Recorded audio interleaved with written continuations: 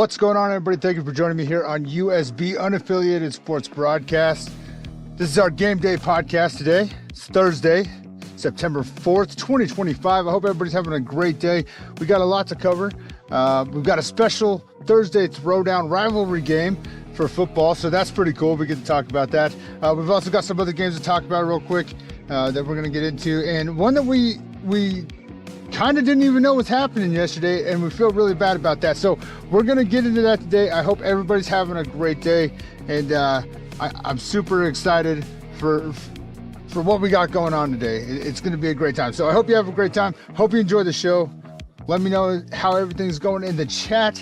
Head over to our Instagram and our Facebook if you haven't done so already, please, and give those a follow, shares, and likes. It helps out tremendously. So without any further ado, let's just kind of go ahead and get into what we got going on today. Now, so today, all right, we've got a few games. So let's get into the ones that, well, first of all, we owe Tooele, I owe Tooele basketball. Goodness gracious, Chris, get it together. I owe Tooele ladies soccer, a huge apology, and Deseret Peak ladies soccer, because we didn't even know that they had a game. So we missed out on a great Tooele County matchup game yesterday. We didn't even know, and I swear it was not on that schedule. And I get it, I can't always be trusted with my memory, but nonetheless, we missed it, and I swear it wasn't there. So I greatly apologize to those two teams. We weren't able to get any hype up for it or anything like that because I just didn't know about it. So I'm deeply sorry about that, but nonetheless, Deseret Peak ladies soccer took on Tooele ladies soccer yesterday, and they would lose that one 0-6. Tooele comes out on top in that one. So again, sorry about that. I don't know what happened, but I swear it wasn't there. Crazy. All right, so let's get into the game day. All right, what do we got going on today? Well, we're going to definitely talk about the football game that we got going on today. It's going to be pretty cool. But let's get into some of the other games that we got going on. For volleyball, we've got the Tooele ladies volleyball team. They're on the road at Bear River today. The 2-5 Tooele Lady Buffs are on the road against Bear River, who's sitting at 4-2 so far for volleyball. And that game will be at 5 p.m. for Tooele tonight. So good luck to them. Safe travels. I hope everybody's doing well, and please stay safe. Sticking with some more volleyball, we've got the 5-7 Grantsville ladies. Now they're on the road as well, taking on the 6-3 Emory Spartans tonight at 6:30 p.m. out there at Emory High School. So again, safe travels to them. Two pretty evenly, record-wise at least, even teams there. So should be a good one. Good luck to those ladies. Again, safe travels, and go get that W. As for Stansbury ladies volleyball, they're sitting at 3-6 on the season, and they will also be on the road taking on Mountain Crest this evening at 6:30 p.m. Mountain Crest is 4-6 on the season, so pretty comparable between those two teams record-wise at least. So hopefully it's a good one. Go get that W, and again, safe travels to everybody, fans, players alike, who are going to go check that out. As for soccer, we finally got some soccer to talk about for Grantsville. They come back off their vacation. They've got a record of 4-4. They'll be on the road as well this evening, taking on Logan, who's 1-4 on the season. That game will be at 3:30 p.m. up there in Logan. So good luck to them and safe travels tonight. So the only home game besides the football game that we're going to talk about is the Tooele Lady Buffs volleyball game at 5 p.m. tonight. So you might be able to catch both. I don't know. It'll be tight, but you might be able to. Do your best. But again, good luck to everybody. And please travel safely for those games, those non-football games, because what we're going to talk about primarily today is our rivalry game, our Tooele County rivalry game.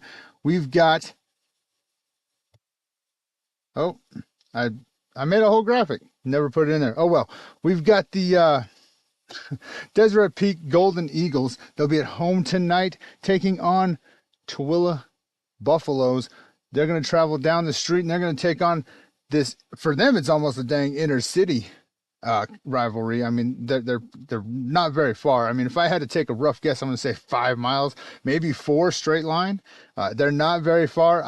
I don't know the exact math, but they're not very far, and a lot of probably familiar faces between the two, as I'm sure a lot of kids had to transfer there because of boundary options. So definitely excited for this game. It's a Thursday rivalry game for KSL, I believe it is, who's going to be there streaming it live. So it's going to be a good time. And what I'm most excited for is we actually get to be there. It's on a Thursday. So super excited for this. Can't wait to talk about it. But let's kind of talk about what this game might look like. All right. So if we look at these two teams, you know what? I need to get this graphic up. Hang on one second. We're gonna do something here. Never done this live, so bear with me. Hopefully I don't mess everything up. Let's see if we can get it real quick, because the graphic's pretty dang good in my opinion. Pretty dang good. All right. Let's get that up there. Let's get that up there so we can see what we're working with. 1 second, bear with me. You know, anybody who's been checking this out for a minute now, guys, I always run into some kind of technical difficulty because I'm learning on the fly here, all right? And it's just me. I don't have any production crew like some of them other big guys, you know what I mean? But nonetheless, here we go. Okay, there it is. There's that graphic. So tonight we've got the Deseret Peak Golden Eagles versus the Tooele Buffaloes for our Thursday night rivalry game. Now, Deseret Peak is sitting at 0-3 on the season, and Tooele's not doing much better. They're sitting at 1-2. So this is a good, big game for both these teams, I think, in some regard. Now, team comparison-wise, they're really not that much apart. Passing is definitely favoring Tooele here. They're sitting at 31-63 on the year for 404 yards. Meanwhile, Deseret Peak has 11 of 43, sitting at 171 yards. Tooele has thrown for 4 touchdowns. Deseret Peak has thrown for 0.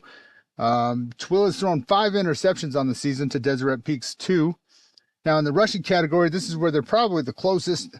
Tooele's got 96 carries for 247 yards on the season. Meanwhile, Deseret Peak sitting at 71 carries for 254 yards. So not a lot of difference there. Pretty evenly matched, statistically speaking, for those two teams there. So as far as rushing touchdowns are concerned, Tooele is sitting at 3 on the season. Meanwhile, Deseret Peak sitting at a lonely 1. Tackles for loss on the defensive side of the ball, Tooele is exceptionally better in this regard. They're sitting at 17 on the season to Deseret Peak's 1. Deseret Peak has 0 sacks on the season. Meanwhile, Tooele comes into this one with 10 sacks so far on the season. Interceptions, the Buffaloes defense has snagged 3 of them. Meanwhile, the Golden Eagles have yet to snag an interception on the season. Fumble recoveries, it's listed as Deseret Peak having 1 and Tooele having 0. So, pretty even in a lot of ways there. I mean, obviously, defensively speaking, the stats are there for Tooele. I think that definitely favors them. In the passing game, Tooele seems to have a little bit of a better passing game. You know, they've got the 4 touchdowns. You know, they do have 5 interceptions, though. But, you know, nonetheless, 404 yards, 4 touchdowns. Definitely favors Tooele in that one. As far as points allowed, this is pretty interesting. I found this pretty interesting. Tooele has allowed 119 points.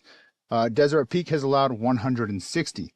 Now, as far as passing yards allowed, again, kind of comparable, but to be fair, Tooele only has 2 games listed here. So passing yards allowed, Tooele has allowed 338. Well, Tooele has all 3 of their games on stats. It was the other teams that didn't put up stats, so we weren't able to figure out how many yards that other team threw for. But 338 nonetheless passing yards allowed for Tooele. Meanwhile, Deseret Peak has allowed 311 rushing yards. Tooele, same thing, kind of 2 games there. They've allowed 395 rushing yards to Deseret Peak, allowing 377. So pretty even there. And I found that rather interesting considering, you know, the dynamic of these two teams and their records, right? So found that pretty interesting, you know. So to me, this game kind of comes down to which team has more to prove, right? And if I'm being honest, I kind of feel like it's Tooele. You know, Deseret Peak's 0-3 on the season. We didn't expect them to do super well. But Tooele, we kind of expected a little bit of a bumpy road, but a little bit more at the same time, right? And so I kind of feel like Tooele has a little bit more to prove here than Deseret Peak. I mean, I would venture to say that that this is a must-win, I think, for Tooele, whereas for Deseret Peak, this is a must-compete, I think, is probably the best way that I would categorize this, because I think Tooele, you know, as they head into region play, they cannot play bad against a team that's struggling like Deseret Peak. I think they have to play very well, and they've got to come out and really kind of dominate this, unfortunately, because I think it just gets tougher for them moving forward. And I don't know what that looks like if they don't play well against this young, developing Deseret Peak team. So in a lot of ways, in my opinion, I think this is a must win for Tooele. And not only do they have to win, I think they have to play well and not make those small mistakes, because if they struggle against Deseret Peak, who like we already said, is young, developing, struggling themselves, trying to figure out who they are, right? If they struggle against that team, I think it's going to be really bad for them heading into region play. So I think this is a must win for Tooele. As for Deseret Peak, I really think this is a must show progress game, right? Because you're 0-3 on the season. You've got 1 touchdown on the year and a field goal, if I'm not mistaken. Outside of that, really nothing. Defense has let up a ton of points, a ton of plays, right? And so I think for Deseret Peak, this is a must compete. You know what I mean? So I'm looking for them to go out there and just compete. Give Tooele a run for their money, right? Show everybody that you can compete, right? I don't know that they win this game. I really don't. I don't know if they have the offensive weapons or if they have the offensive cohesion at the moment to really make a run for it. But I'm hoping that they get out there and they show that they can at least compete. Maybe they use some of that inter-county rivalry stuff to really dig deep and make Tooele earn it. And hey, maybe they get a win. That would be crazy, right? It'd definitely be unexpected. Let's check. We put a poll up on our Instagram. Let's see what we're sitting at so far. So far, 75% are voting the Tooele Buffaloes to win, to 25% for the Golden Eagles. And that's on about 20 votes so far. Not a whole lot there, but we're sitting at about 75 to 25%. So if you want to get in on that, head over to the Instagram page. Okay, it's in our stories. We got a little poll up there to see who's going to win tonight. And it should be a good one. But I definitely feel like with some of the struggles that Tooele has had, right? Some of their ups and downs right now, that it seems like they're still trying to figure out who they are in the run game. Their passing game is getting better, but it's still showing kind of some ups and downs there, right? Obviously, you've got Deseret Peak, who has not really been able to get much of anything going. I'm pretty sure their 1 touchdown came off of 1 big run. Other than that, they've really struggled to kind of run the ball as well. So that screams some protection issues in a way. And now you've got Tooele's defense coming in with, 10 sacks on the season so far, and 17 tackles for loss, right? So I'm sure you can expect some backfield pressure without a doubt coming from this Buffaloes team. And it'll be interesting to see if Deseret Peak is up for the task, right? And I don't know. I'm hopeful that they are. And like I said, I think this is a must win for Tooele. They've got to show that they're for real and that they're not gonna struggle against a struggling team, right? But I think for Deseret Peak in particular, this is a must compete game, because I don't think we can continue to just go off of the, well, we're developing, we're young and all this stuff, right? At some point, something has to break. We got to show that we're able to at least compete, right? And that's what I'm hoping for Deseret Peak tonight. Obviously, whole new staff there, whole new program, whole new players. They don't have the cohesion, the camaraderie that these other teams might have, right? So I don't want to make it sound like I'm trying to come down on them as if they're no good or anything like that, right? All I'm saying is I understand what the struggles are. I'm just hoping to see you dig deep, kind of get a little pissed off, if I'm being honest, and get out there and go compete. That's all I think that we really need to see from this Deseret Peak team, is just get out there and show that you can compete. And that's what I'm hoping for these guys. So at the moment, let's get into some player comparisons real fast here. At your quarterback position, quarterback comparisons. For Deseret Peak, you got number 7, Carter Stroyek, the junior. He's sitting at 9 completions on 41 attempts for 164 yards. He's got 0 touchdowns on the year and 2 interceptions. However, he does have 22 carries for 79 yards. Now, on the other side of the ball, for the Buffaloes, you've got number 8, Gus Pater, also a junior. He's 26 of 56 on the year so far, 348 yards, 4 touchdowns, and an equal 4 interceptions. He also has 29 carries for 15 yards and a touchdown. So obviously, like we already kind of talked about, I think the passing game definitely favors the Tooele Buffaloes in this one, at least from what they've showed previously. Okay.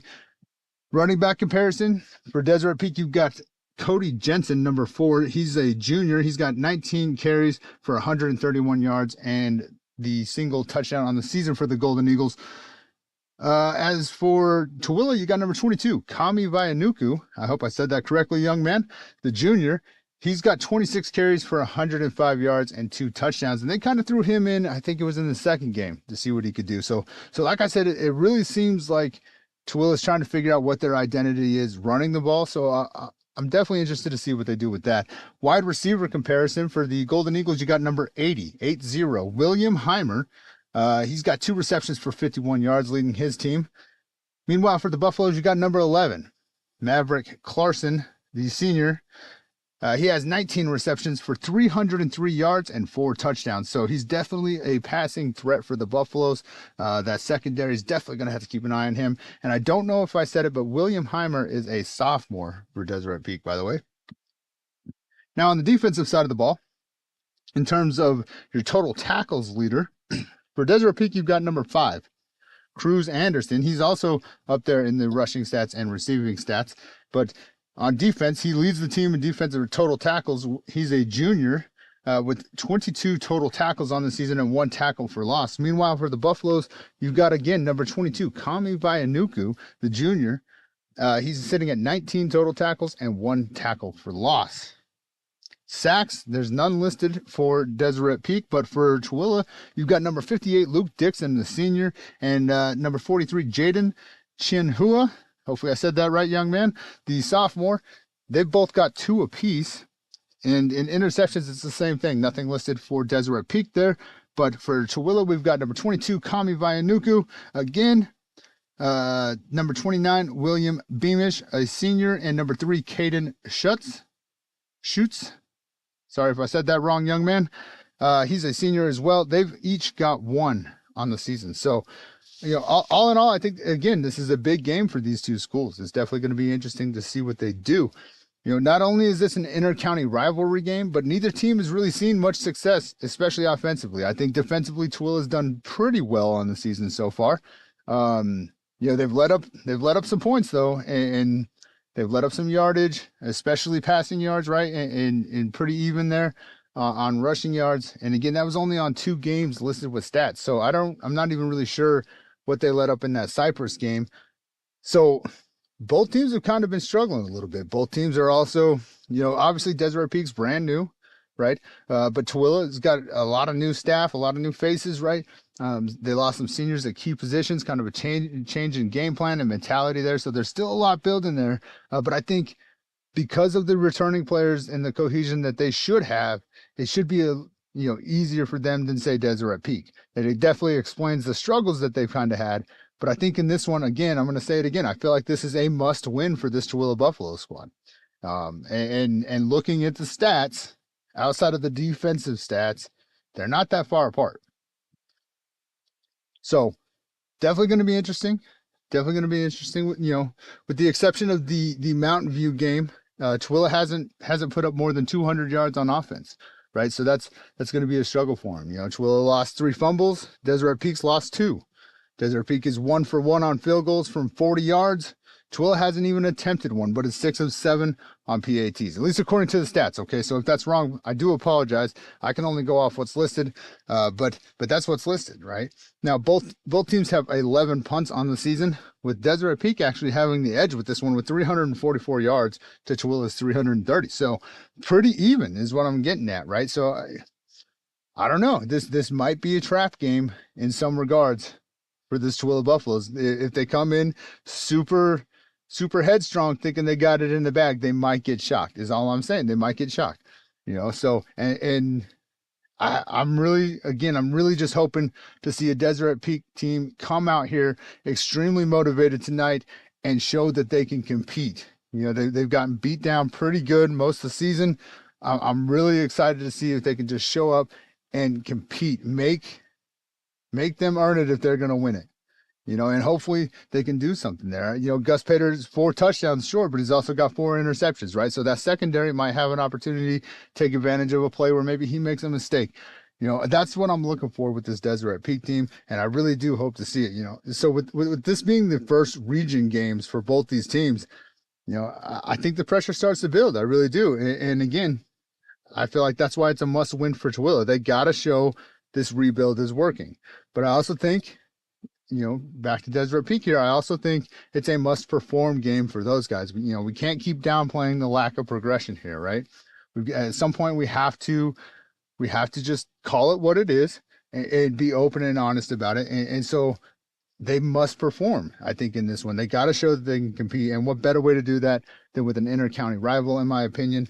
And if they can win, that would be monumental for their confidence, I think. So, again, I'm really just hoping they get out there and put the pedal to the metal, so to say, and give them a run for their money. Go out there and compete. That'll be the biggest thing. So, again, a lot of similarities on paper, but unfortunately somebody's going to have to win this game. And who's that going to be? Who's that going to be? So definitely going to be an exciting game tonight. It will be at Deseret Peak tonight at 7 p.m. All right, so definitely do your best to get out there and check this game out if you can. We've got the the Tooele volleyball team there at home. Everybody else is on the road tonight. They'll be there at 5. So if you can't make it to the football game tonight at 7, hopefully you can make it to that and support those young ladies. I know this is a little bit earlier than I usually like to do it, but I have some things I got to make sure I get done before we go to this game tonight. And I'm super excited to be at this game.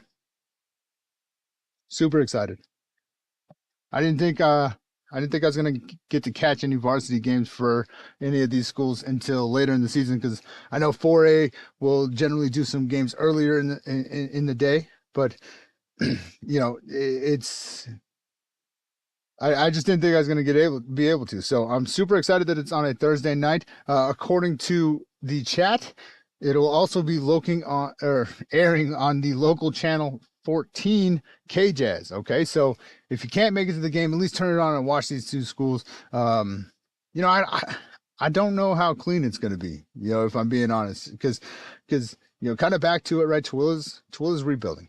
And there's lots of ups and downs there. They're definitely trying to find their identity in a lot of ways. Deseret Peak's brand new, right? They're definitely trying to find their identity, and so I don't know that it's going to be the cleanest game. Hopefully it doesn't get too chippy out there, but I imagine it's going to get a little chippy, right? Because it's a rivalry game; those are usually pretty chippy. So it'll be interesting. It'll be interesting to see, and I'm super excited for what that might be. So, if you can, please make it out there to the game. Check that out. And if not, I understand. But do your best to get out there and support this new school, support Tooele. And you know what? I think what we're gonna do. Here's what we're gonna do, because this is my show. So we're gonna do this. Let me go grab my notes real fast, and we'll go ahead and we'll just kind of get ahead on the game day for tomorrow as well, I think. So give me 1 second.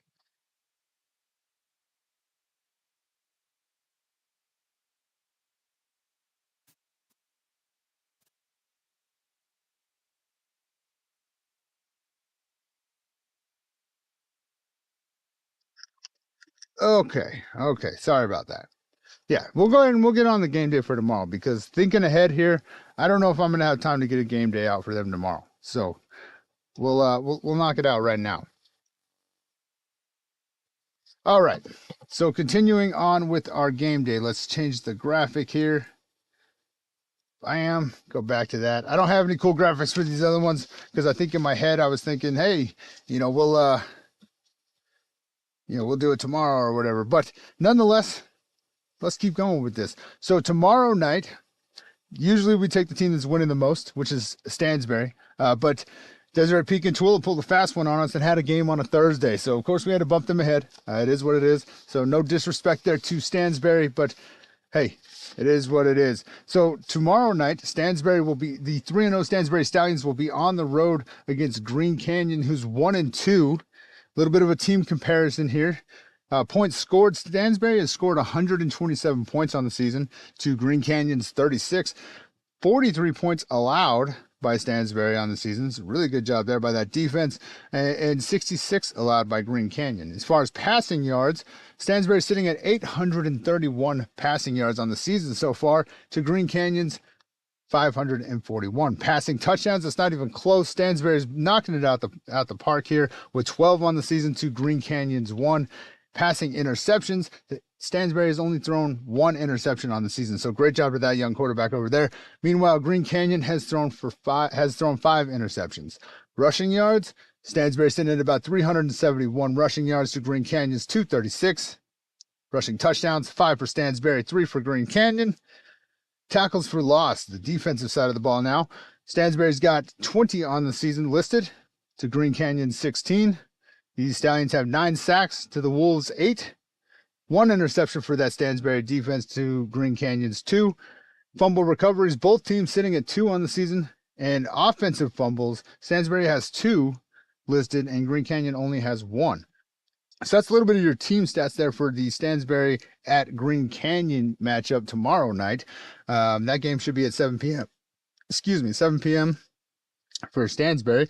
Now they start their region playoff against, the struggling Green Canyon. They're 1-2 on the season.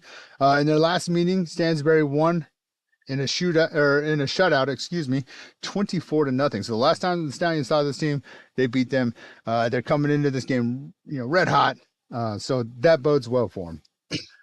Now, with Stansbury's impressive passing attack, they'll likely put the secondary of the Wolves to the test, I think. When we look at passing yards allowed, Green Canyon has allowed 364.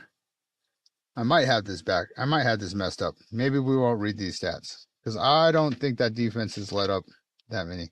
Never mind. I think my stats are wrong and I don't want to give bad information. But nonetheless, Stansbury's offensive passing attack has been phenomenal so far this year. So that defensive secondary in particular for Green Canyon is definitely going to be tested. We'll get into it, but Stansbury's got three receivers that are just having a great year. The quarterback's been very efficient and accurate. So that secondary is definitely going to get tested. Despite the loss though, Green Canyon held Springfield. Oh, they played. I don't know what that note's about. Sorry, but they played Springville. Green Canyon did there.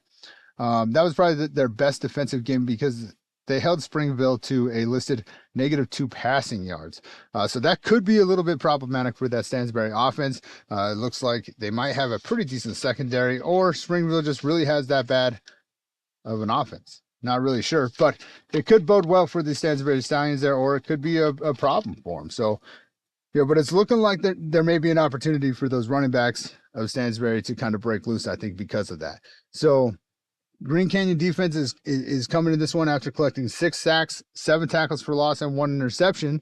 So that, it might be a good one for these running backs if, their secondary is actually pretty decent and can contain some of that high-powered offensive passing game of the Stallions there. But Stansbury defense, they come into this one equally hot after collecting 5 sacks, 9 tackles for loss, 1 interception, 1 fumble recovery, and 7 deflected passes in their last game. So they're definitely coming in with a chip on their shoulders. They played phenomenal in their last game. So this could be a good test for the Stallions offense, right? Reitzel is sitting at a QBR of 136.9 for Stansbury. So far, 60% passing on the year. So I'm definitely not counting this offense out by any means. They've done a great job. They're doing great, but it potentially could be a challenge for them. We'll see. Meanwhile, Perry, for Green Canyon, he has a QBR of 53.4 and sitting at 58% on the season. So might be an opportunity for that defense to kind of showcase something again there too. As for your player comparison at the quarterback position, for Stansbury, you got number 3, Brighton Reitzel, the junior. He's 38 of 63 on the year for 780 yards, 11 touchdowns, and 1 interception.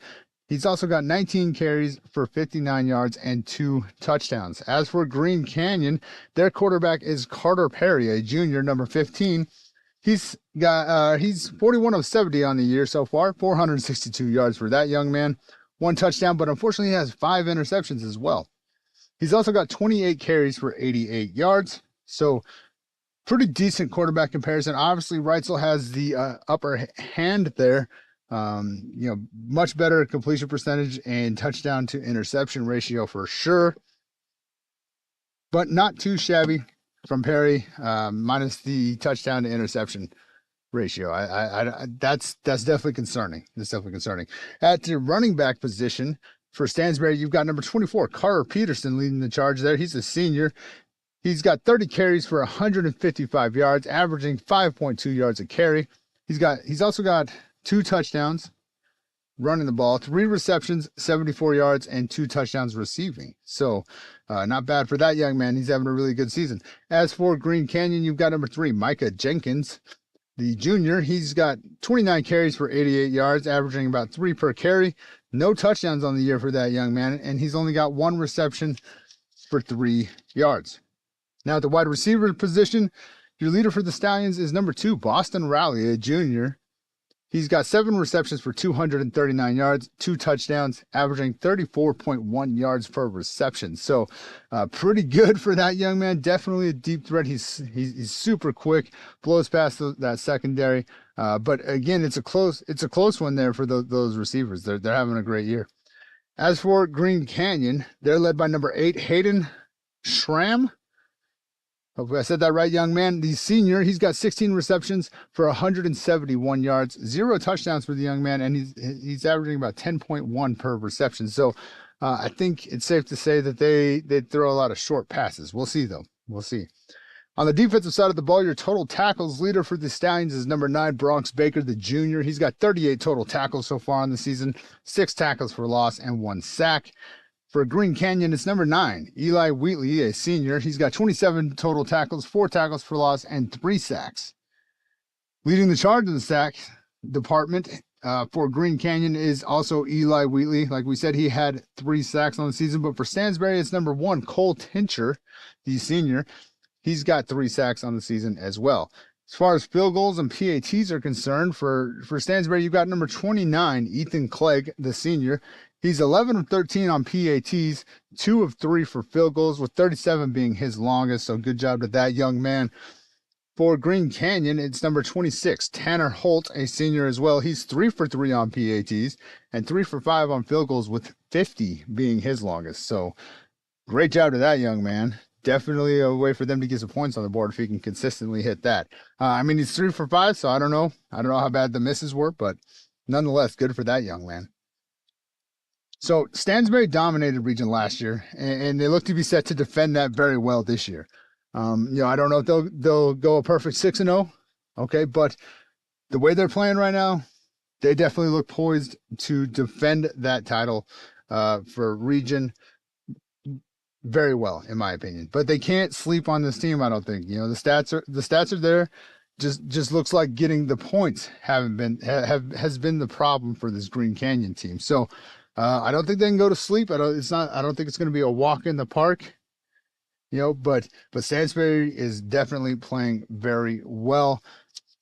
My players to watch for Stansbury, which I don't think we even did the players to watch for the game tonight. We'll go back. We'll go back after we do Stansbury. Messed that one up. That's on me. My bad, guys. My offensive player to watch for Stansbury is Lael Rhodes. He's got 13 receptions, 189 yards, and 2 touchdowns, and he's currently 3rd in receiving. But I think there will be a lot of increased focus on Boston Raleigh and Lincoln Reitzel, because they've been killing it, especially deep, right? So I think there's going to be a lot more focus on them, and this could lead to big opportunities for Lael Rhodes. So that's what I'm hoping to see. I'm hopeful for him. But that's who I'd be keeping my eye on, because if I'm a defense, I want to take away that big explosive offense that Stansbury seems to be playing with. And I think that'll open up some opportunities for him. As for Green Canyon, my offensive player to watch is Carter Perry, the quarterback. Stansbury doesn't let much happen really in the run game. And so he's probably going to see more attempts, I think. I think he's going to have to throw the ball a little bit more. So I think we'll get to see if he's a little bit better than maybe the stats kind of show him out to be. Because, again, his touchdown to interception ratio isn't that great, but the rest of his stats aren't really too terrible, right? So, with the passing area kind of being Stansbury's weakest defensive area, he might have a big game. He might, and I say weakest, but they're still doing a phenomenal job.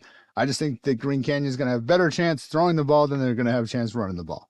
So those are my offensive players to watch for this matchup. Defensively for Stansbury, I just got their secondary, man.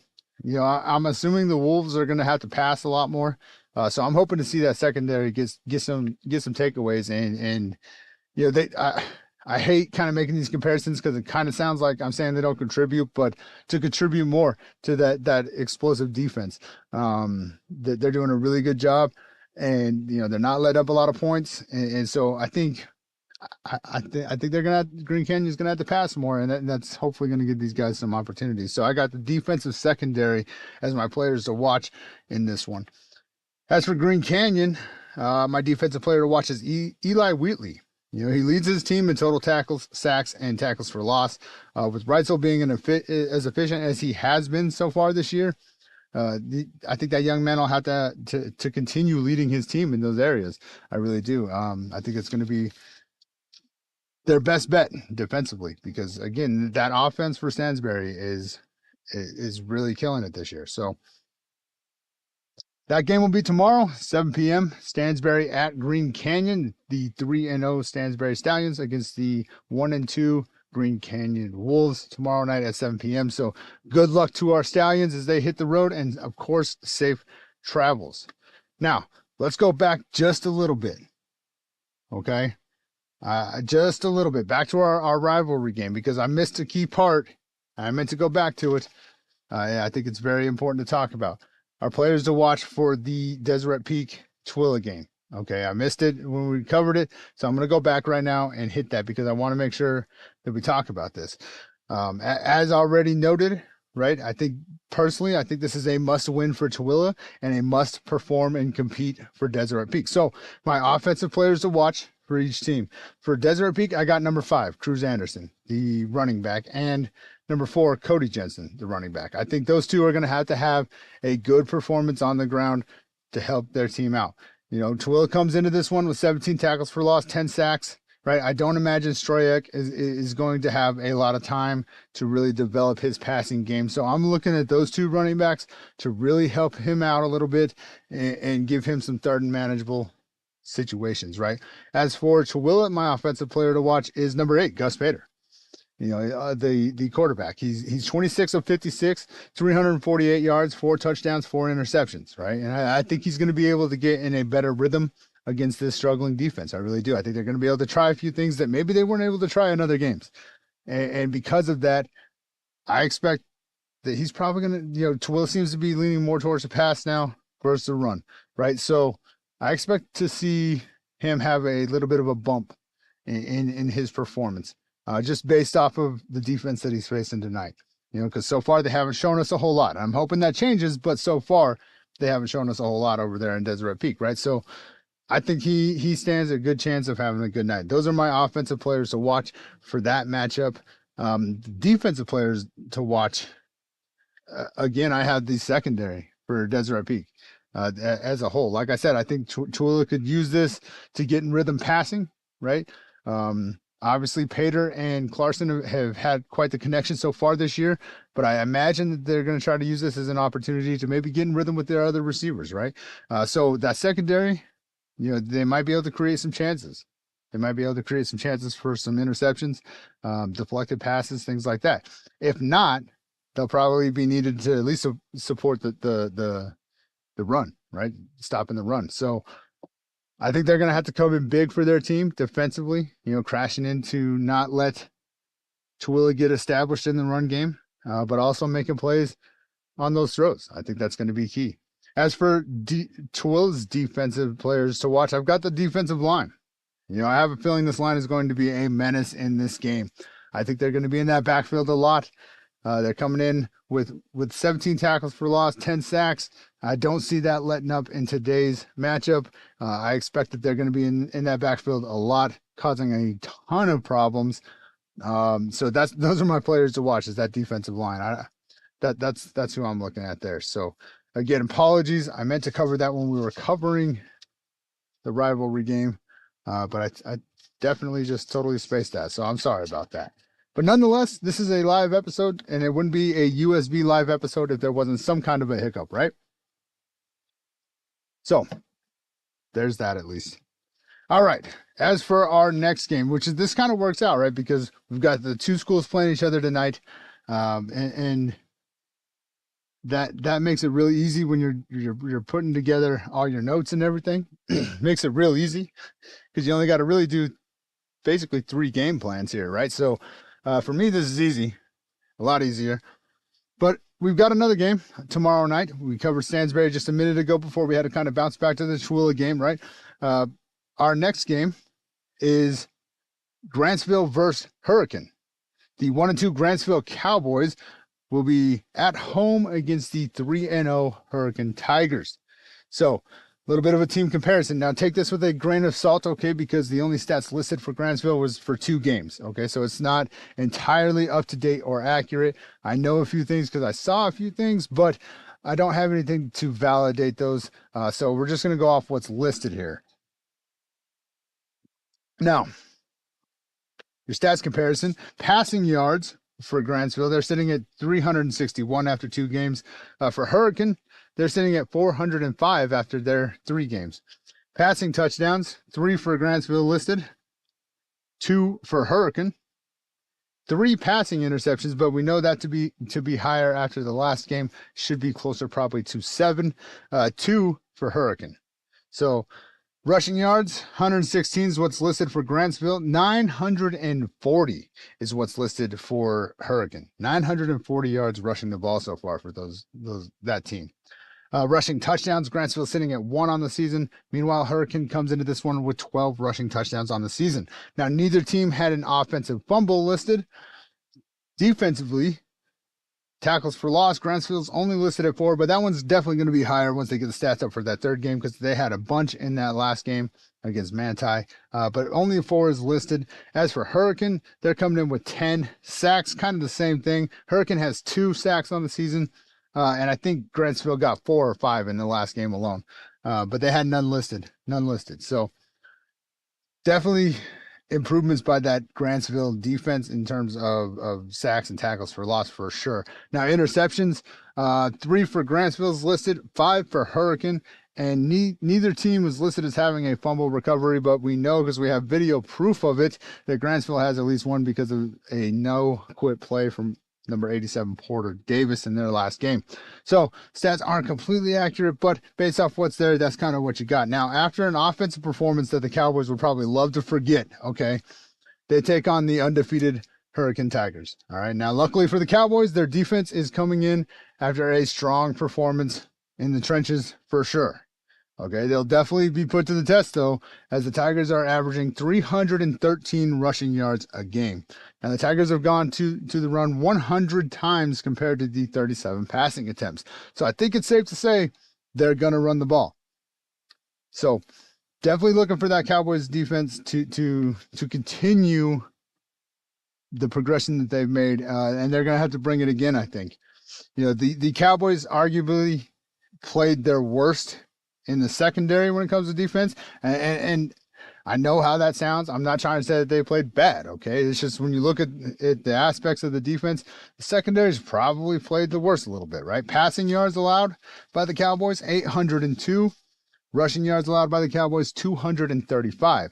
As for Hurricane, they're pretty even. They've allowed 486 passing yards and 450 rushing yards. So Grantsville appears to be doing very well against the run. So the secondaries, obviously, where they're getting beat. A lot of that probably comes off of the coattails of, you know, their last game where Manti threw for like 270 some odd yards, I think. So, you know, but clearly the secondary is where they seem to be the weakest at the moment. And again, I don't mean to imply that that means that they're playing bad. Okay, I'm just saying that seems to be their weak spot right now. Now, offensively, they could see an opportunity in the ground game as the Tigers allow 150 rushing yards a game on average. So this might be a big one for the running backs. We'll see. However, with Grantsville passing 60-ish% of the time, they'll need to make the most of that, I think. They're still kind of pass heavy in their play calling. Last week, it didn't go well for them. I'm sure they're going to correct some of that stuff, but I don't imagine that they're going to change that up all that much in terms of the amount of plays that they call, right? So if they're going to continue to be, pass heavy at about 60-ish%, they're going to need to be more efficient, I think. So some player comparisons. For Grantsville at the quarterback position, you've got number 1, Dallin Van Vliet, the junior. His listed stats, again, this is only after 2 games, okay? So take it with a grain of salt. But his listed stats so far in the season are 36 of 60 for 351 yards, 3 touchdowns and 3 interceptions. He's also got 14 carries for 8 yards and 1 touchdown listed. Now, those have bumped up, primarily in the carries. He's definitely got more yards there, and obviously in the interceptions, it was a rough week for that young man last week. As for Hurricane, their quarterback is number 1, Dylan Gabriel, a senior. He's 23 of 37 on the year for 405 yards, 2 touchdowns, and 2 interceptions. He's also got 25 carries for 235 yards, 4 touchdowns. So definitely a run-heavy quarterback there, but he can pass the ball too. He's not doing too shabby there, so you got to keep an eye on that. At the running back position, for Grantsville, you got number 26, Rigdon Murdoch, leading the charge. He's a senior. He's got 23 carries for 87 yards, averaging 3.8 per carry. He's also got 8 receptions for 68 yards. As for Hurricane, number 22, Austin McRoberts, the senior, he's got 25 carries for 284 yards, averaging 11.4 per carry, and 2 touchdowns for that young man. He's also got 10 receptions for 153 yards. At the wide receiver position, leading the Cowboys statistically, for what's listed is number 8, Jordan Foston, a senior. He's got 7 receptions for 83 yards listed. He does have a touchdown, though, because I'm pretty sure he scored the first touchdown for the Cowboys on the season, if I'm not mistaken. No, it was a rushing touchdown, I think, but the game where Ty Home had 2, I think Jordan got the first one in that game, if I'm not mistaken. But nonetheless, 7 receptions, 83 yards is what's listed for that young man. As for Hurricane, number 2, CJ Trump, the senior. I bet he's having a grand time right now. He's got 5 receptions for 180 yards and 2 touchdowns on the season, so good job to that young man. As for your defense, total tackles leader, you got number 4, Brock Hodgson for Grantsville, a senior. He's listed as leading the charge with 15 total tackles. I'm not sure if that's going to be completely accurate after the stats come up for the last game that they had, but at the moment, he's leading the charge with 15 total tackles. As for Hurricane, it's number 3, Jackson Winigar, the senior. He's got 21 total tackles on the season. As for sacks, again, none was listed for Grantsville, but I know they got about 5 of them last week against that Manti team, so that should definitely change. But if I recall correctly off the top of my head, I'm pretty sure it's going to be number 87, Porter Davis, with probably 3, maybe 4 on the season so far. Number 6, Carter Wardle for Hurricane. He's a junior. He's leading the charge with 1 sack for them. Now, as far as interceptions, 5 different players for the Tigers have all collected an interception on the season. So equal play by that secondary. As for Grantsville, their leader in interceptions is number 8, Jordan Foston, the senior, with 2 listed. Field goals and PATs, no stats were available for Grantsville. I think they've done pretty well on PATs. I think they did miss their field goal. I can't remember, but I think they also made one, though, too. So as for Hurricane, it's number 0, Max Hutchings, a junior. He's 7 of 8 of PAT, so they haven't tried any field goals there. So the Cowboys will definitely need a repeat performance, I think, to contain the run. I think they can, if they can limit the Tigers to 200 or less rushing yards, they'll be in a good spot. Because, we said Hurricane comes into this one averaging 313 yards per game. They've got 940 on the season on the ground. So I think if Grantsville can limit that to about 200 or less, I think they'll be in a good spot and give their team an opportunity there. Now, offensively, the Cowboys, they got to be on point. They can't bank on the defense to have a repeat performance. Obviously you want them to, but you can't bank on that, right? So you got to get out there and you got to be on point. You got to take care of the ball and control the clock, I think. Just get first downs. and just keep moving the ball. Don't allow this running attack of the Tigers to be on the field. I think that's extremely important. Control that clock. Control that clock. So my offensive players to watch for Grantsville, I've got Rigdon Murdoch. Okay, he's done well, but I think he'll need to have a bigger performance this week. I really do, and mainly just to help ease the passing game. You know, they struggled pretty big last week, and you got to rebuild that confidence. You got to have faith again in your passing game, and I think that starts with a solid running attack. I really do. So that, you know, the O-line will definitely need to make it happen to help that young man out. But I think that's going to be the key for them to ease back into that passing game after last week. As for Hurricane, I've got the quarterback, Dylan Gabriel. He's 62% passing on the year, but he's second in rushing yards. And his longest was 78 yards long. He's also got 4 touchdowns. So he's definitely a running threat that the defense is going to have to pay attention to. And you know, depending on how they play it, he might have a big game. He might have a big game. So my defensive players to watch for Grantsville, I've actually got Easton Hammond. You know, he's made some plays so far, but I think with the Tigers rushing attack, I'm hoping for him to kind of to step up in stopping that a little bit. And that's not to say he hasn't been doing anything, okay, that he hasn't been doing good. But if I'm setting blocking assignments, you know, I'm definitely looking at you know, players like Porter Davis and things like that, right? And so I'm looking for who's that next guy that's going to come in and make the offense struggle. And I think it might be Easton Hammond. I think it might be him tomorrow night, excuse me. As for Hurricane, the secondary, you know, they've got 5 interceptions on the season. And Grantsville's definitely been struggling in the passing attack. So, you know, it's very possible that maybe they have a big game. They might have a big game. You know, I hope that's not the case. But just kind of based off the way the first game went and the third game went for Grantsville, it might be the case. We'll see.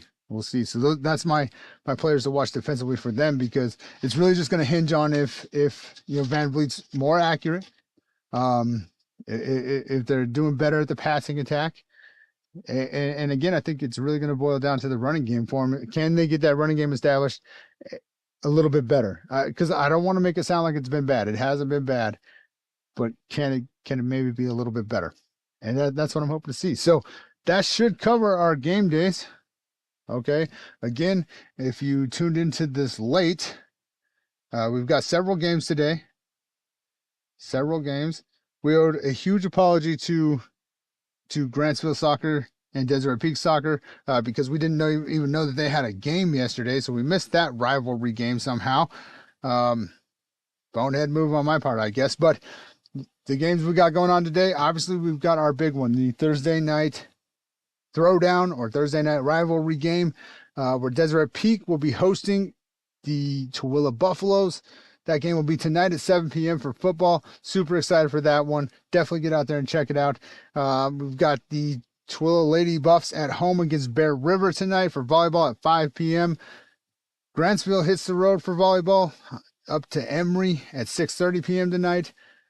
Stansbury Stallions volleyball team will be on the road as well against Mountain Crest at 6:30 as well.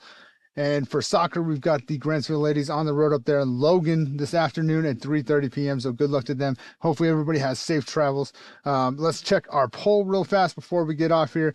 Put a poll up on our Instagram to see, you know, maybe what were people thinking? What was the vibe going on? Because we're live and vibing today, right? 79% got the Tooele Buffaloes winning tonight. 21% got the Golden Eagles winning. So that's what the crowd's throwing out there. They're predicting Tooele. So definitely do your best to get out there and support at least one of these games today if you can. Again, safe travels to everybody traveling today. Fans, players, staff, right? All those people, and good luck to everybody tonight. It's gonna be fun out there at Deseret Peak. So definitely make sure you're over there. Let's go. This is Deseret Peak's first football rivalry game, and it's in a lot of ways, not only is it an inter-county rivalry, it's an inter-city rivalry in a lot of ways. They're not too far apart from each other. So I'm hoping to see an electric crowd there tonight. And again, I think it's a must-win for this Tooele Buffaloes team. They got to show that their rebuild is working, and a must perform for Deseret Peak. They can't go out there and not move the ball, I don't think. So I'm hoping to see that. I think it's going to be a fun one. So do your best to get over there. It'll also be streamed on aired locally, on channel 14 KJazz. So if you can't make it, at least turn it on and check it out. But that is the Thursday night rivalry game for them. So, hey guys, thank you for listening again. I know it was a little bit earlier, so hopefully the playback is a little bit more popping. Thank you to everybody who joined me this afternoon in our spur of the moment kind of game day podcast here. But hopefully everybody has a great day. Please be safe. Please take care of each other. As always, guys, please stay safe. Honestly, that's the biggest thing. Please take care of yourselves. Please take care of each other. And until next time, I'll see you at the games.